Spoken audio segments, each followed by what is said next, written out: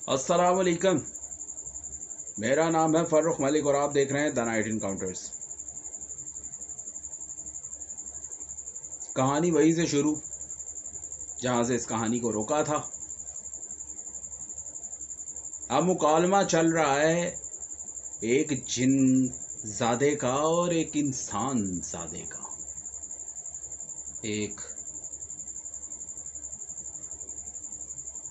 जिन का और एक आमिल का।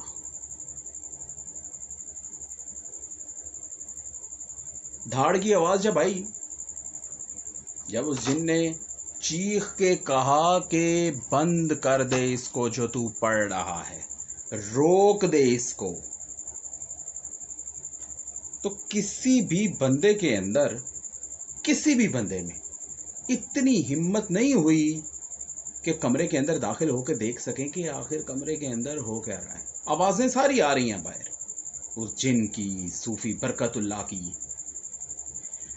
हिम्मत नहीं हो रही कि कोई कमरे के अंदर दाखिल हो। एक दो ने हिम्मत करके कोशिश भी की, लेकिन जिस तरह वो लड़की बेड पे बैठी हुई थी, बाल सारे के सारे आगे हैं और वो झूम रही है और मर्दाना आवाज में बात कर रही है। जिनके दिल गुर्दे ज्यादा थे वो तो एक दो खड़े रह गए, बाकी किसी की हिम्मत नहीं। जब उस जिन ने कहा कि बंद करो, रोक इसको, तो सूफी बरकतुल्लाह ने रोक दिया। खामोशी छा गई। फिर सूफी बरकतुल्लाह ने कहा कि बता कि क्यों आया इस पे।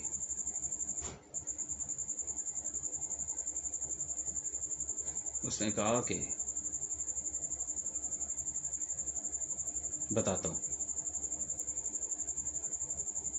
मेरा नाम अकरब है और मैं जिन्नात के कबीले का एक सरदार हूं। मेरी असल दुश्मनी इस लड़की से नहीं है, इस लड़की के बाप हयात अहमद खान से है। इतना सुनना था कि हयात अहमद खान घबरा गया कि इस जिन की मेरे साथ क्या दुश्मनी है। लेकिन सूफी बरकतुल्लाह ने पहले ही मना करके रखा हुआ था कि बोलना कुछ नहीं, सिर्फ सुनना, बात मैं करूंगा। उसने कहा बता कि क्या दुश्मनी है तेरी हयात अहमद खान से। उसने कहा मौसूफ को शिकार करने का बड़ा शौक है। शिकार करने दूर दराज जंगलात में जाया करते हैं, वीरानों में जाया करते हैं, मुर्गाबियां मारा करते हैं। एक इसी तरह किसी जंगल के अंदर ये हयात अहमद शिकार करने के लिए जा रहा था। रास्ते में मेरा बाप कुंडली मारे बैठा था। एक बाप, इस अकरब जिन का बाप, जो सरदार था इसी इलाके का, वो सांप की शक्ल में जंगल में बैठा था।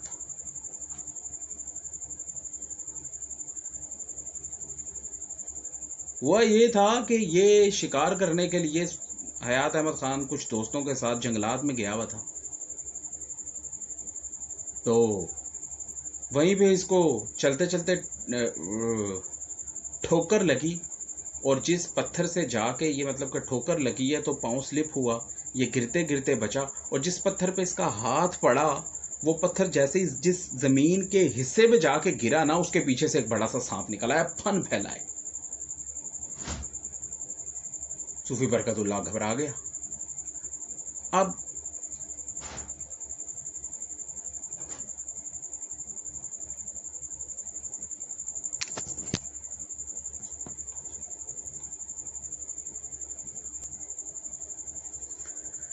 होना तो ये चाहिए कि एक तरीका कार होता है कि जब आप किसी वीराने में जा रहे हो, जंगलात में जा रहे हो ना, तो अचानक सांप सामने आ जाए ना, तो हज़रत सुलेमान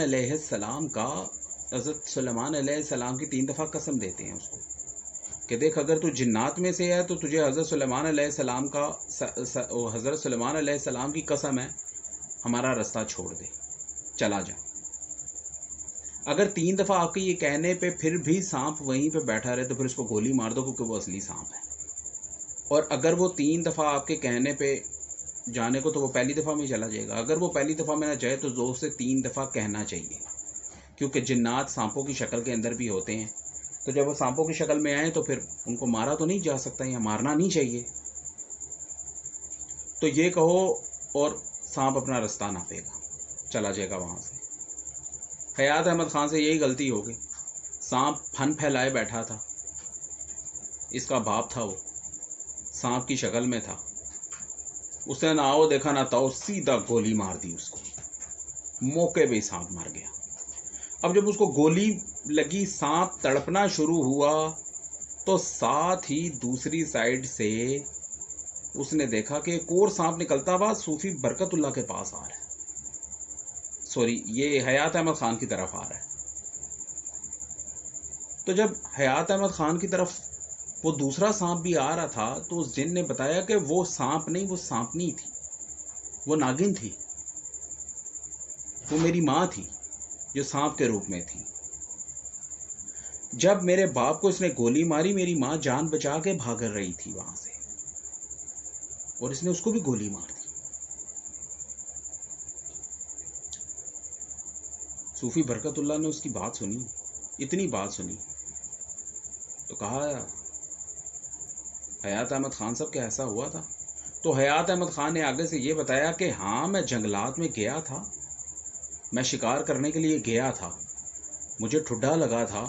اچانک میرا ہاتھ جس پتھر پہ لگا, وہ پتھر زمین پہ جہاں جا کے گر کے وہ تو سائڈ پہ ہو گیا پتھر, اس کے پیچھے سے ایک سانپ نکل آیا. اب پھن پھیلایا ہوا تھا اس نے. جب اس نے پھن پھیلایا ہوا تھا تو میں نے اپنی جان بچانے کے لیے گولی مار دی. مجھے ایسا نہیں کرنا چاہیے تھا, لیکن گولی چل گئی خوف میں, اور جیسے ہی اس کو گولی ماری وہ تڑپنا شروع ہوا, ساتھ ہی دوسرا سانپ نکل کے آ گیا. وہ میری طرف آ رہا ہے. اب مجھے کیا پتا کہ وہ میری طرف آ رہے ہیں, اپنی جان بچا رہے ہیں. میں نے اس کو بھی گولی مار دی, لیکن یہ سب کچھ ہوا انجانے میں. صوفی برکت اللہ نے حیات احمد خان کی ساری بات سنی اور سن کے کہا کہ دیکھ, تیرے سامنے وہ اعتراف کر رہا ہے کہ اس سے غلطی ہوئی ہے. کہا غلطی میں نہیں جانتا, یا میرا اس سے کوئی سروکار نہیں, اس نے میرے ماں باپ مارے ہیں. صوفی برکت اللہ نے کہا کہ آگے بول. چپ ہو گیا, نہیں بول رہا. پھر صوفی برکت اللہ نے کہا بول آگے, پھر چپ ہو گیا. صوفی برکت اللہ نے پھر سے پڑھائی شروع کر دی. پھر دھڑا کہ چپ ہو جا, میں بتاتا ہوں. اس نے کہا کہ ہم سانپوں کی ایک اسپیشلٹی ہے, ہم جنات کی ایک خاصیت ہے, اور وہ خاصیت یہ ہے کہ جب کسی جن کوئی کسی جانور کے روپ میں ہو اور انسان اس کو گولی مار دے نا, تو گولی مارنے والے کی تصویر اس جانور کی ہمارے جنات کے قبیلے سے جو تعلق رکھتا ہے نا, اس کی آنکھوں میں رہ جاتی ہے. میں نے ان آنکھوں میں, اپنی ماں کی آنکھوں میں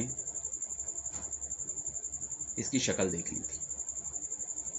صوفی برکت اللہ نے کہا کہ جب تو نے دیکھ لیا تھا تو تو مار دیتا, اسی ٹائم ہی مار دیتا, تو نے کیوں نہیں مارا؟ کہتا میں وہاں پہ تھا نہیں, میں تو بہت بعد میں گیا, میں نے اپنے ماں باپ کو وہاں پہ مرے ہوئے دیکھا, اپنے ماں باپ کی لاشیں وہاں پہ دیکھی, اور اپنی ماں کی آنکھوں میں اس بدذات کا چہرہ دیکھا. پھر میں نے نگر نگر ڈھونڈا, قصبوں کے قصبے چھان مارے, گاؤں کے گاؤں چھان مارے.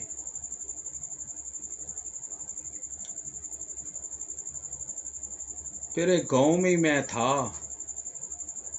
کہ وہیں پہ میں نے زارا حیات خان کو ایک شادی میں دیکھ لیا. یہ ہوا تھا کہ زارا حیات خان کی ایک سہیلی تھی جس کی شادی تھی, اور اس کی سوری بڑی بہن کی شادی تھی. اس کو اس کی سہیلی نے انویٹیشن دیا تھا. یہ دوسرے گاؤں گئی تھی اپنی سہیلی کی بہن کی شادی پہ 2-3 دن کے لیے. اب وہ کیا بتا رہا ہے کہ میں نے اس کو چھت پہ دیکھا.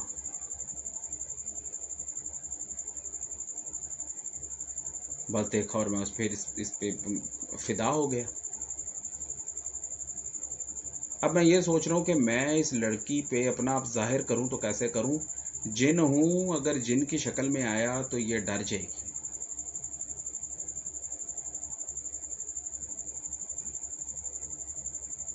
پھر میں نے اپنا ایک انسانی روپ دھارا جو اس کو بڑا پسند آیا. ہوا یہ تھا کہ یہ شام کے ٹائم چھت پہ تھی، بارات اگلا دن بارات کا تھا، پہلے دن مہندی تھی، شام کو یہ چھت پہ آئی تھی۔ میں نے اس کو دیکھ لیا، میری نظر پڑ گئی، میں عاشق ہو گیا اس پہ۔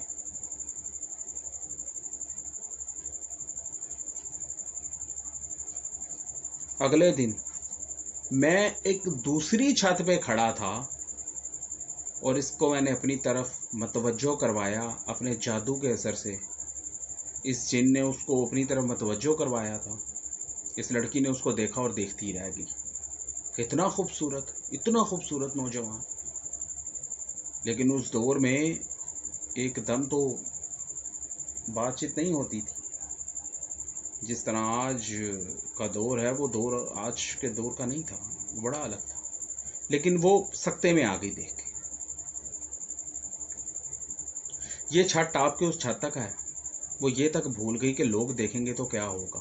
رات کا وقت ہے، کوئی اچانک اوپر آ گیا، مجھے غیر مرد کے ساتھ دیکھ لیا تو لوگ باتیں کریں گے، میرے باپ تک خبر پہنچ گئی تو پتہ نہیں کیا ہو جائے گا۔ وہ سب کچھ بھول گئی اس کے سحر میں جو آ گئی۔ یہ اس کے قریب گیا، اس نے کہا میرا نام اقرب ہے، میں نے کل رات کو آپ کو یہاں پہ دیکھا تھا، مجھے آپ تب سے بہت پسند آ گئی ہیں، کہ اگر آپ کی اجازت ہو تو کیا ہم دوبارہ ملاقات کر سکتے ہیں؟ اتنا زود اثر اس کے بات کا لب و لہجہ تھا، کانوں میں رس کھولتے اس کے لفظ اور اس کی آواز کہ فدا ہو گئی۔ اس نے کہا، اس کے منہ سے نکل گیا کہ جی آپ جب چاہیں میرے سے ملاقات کر سکتے ہیں۔ یہ مسکرایا اور مسکرا کے کہا کہ انشاءاللہ ملاقات ہوگی، چلا گیا۔ پھر اس جن نے اس لڑکی کا پیچھا نہیں چھوڑا۔ لڑکی بے چین تھی، پہلے تو بالکل ہی اسپیچ لیس ہو گئی کہ یہ اچانک ہوا کیا۔ ایک بندہ آیا چھت ٹاپ کے، اس نے میرے سے بات کر کے وہ چلا بھی گیا، اس نے اجازت مانگی، میں نے اس کو اجازت دے بھی دی، یہ سب کچھ کیا ہوا؟ لیکن اس کے بعد یہ جن جو ہے لڑکے کے روپ میں اس کے پیچھے لگ گیا۔ آگے کیا ہوا انشاءاللہ ذکر کریں گے اس کا اگلے پارٹ میں، اللہ نے کے پاس۔